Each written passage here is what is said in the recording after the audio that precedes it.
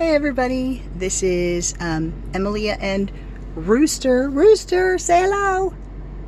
Hello, hi. Yeah, Rooster says hello.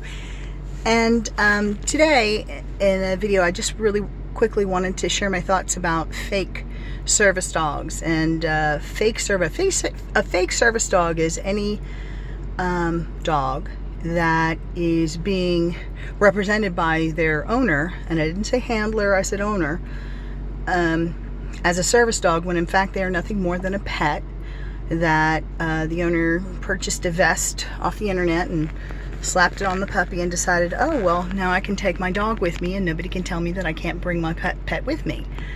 I don't understand what goes on in the minds of these people, these pet owners, because the stress that they're placing on that poor pet is just inconceivable to me, because they're asking their dog with no training whatsoever to behave unlike a dog, and that means that they have to ignore all of their instincts with no training whatsoever. So they're expecting them to ignore all kinds of distractions and noises and sights and sounds and scents. They can't sniff. They're expecting their pet to ignore children and people and other animals, whether they be cats, dogs, squirrels, guinea pigs, elephants, rhinoceri, whatever.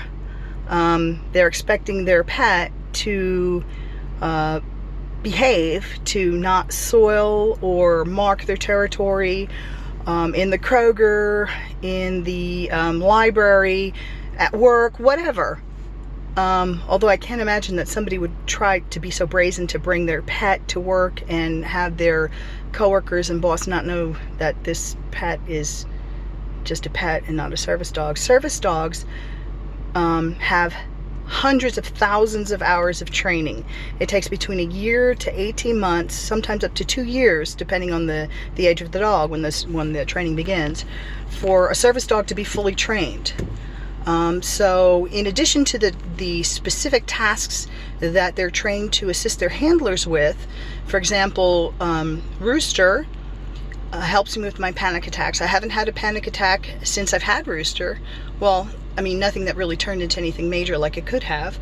I've decreased my need for medication, for anxiety medication and depression medication tremendously since I've had Rooster and his predecessor Chester. And they get in between me and anybody who I feel stressed out about. Not that the person necessarily doing anything to stress me out.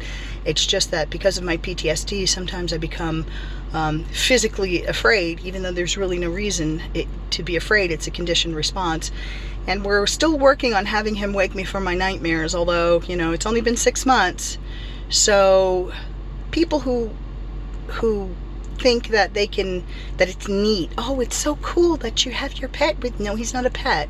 He's a service dog. He's working very hard. He has thousands and thousands of hours of training. Not to do parlor tricks like shake and paw and roll over.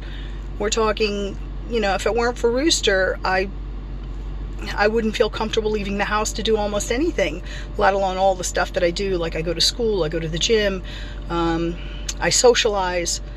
So for those of you who think it's neat to buy a vest off the internet, because that's where I got Rooster's vest from, the internet, put it on their pet and decide, oh, it'll be cool, I can take, you know, Spot for rides with me into the grocery store and into work and wherever else, and no one can tell me that Spot isn't allowed to be there, even though Spot is acting like a dog, because Spot hasn't been trained to do anything else.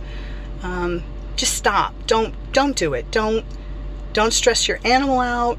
Don't visit that poor behavior on the public, because then that makes it difficult for people like me who have legitimate service dogs, because people give us the evil eye because they think, oh yeah, I've seen this before, and they don't know about how to behave. And how do you know the animal's not going to bite you?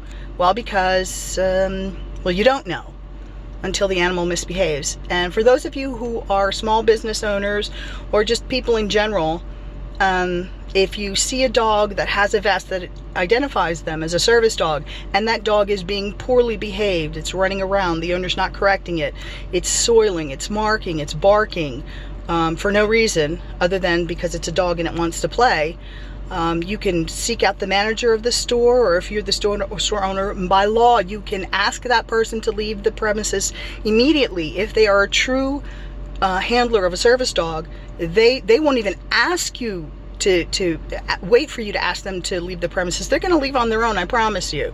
And if they're phony service dog and they're just, thinking that it's neat to have their pet, then they're breaking the law by not leaving when you ask them to leave. So you people who think it's neat and it's a novelty and it's fun, don't do it. Okay, Rooster, say goodbye. Mwah. Bye-bye.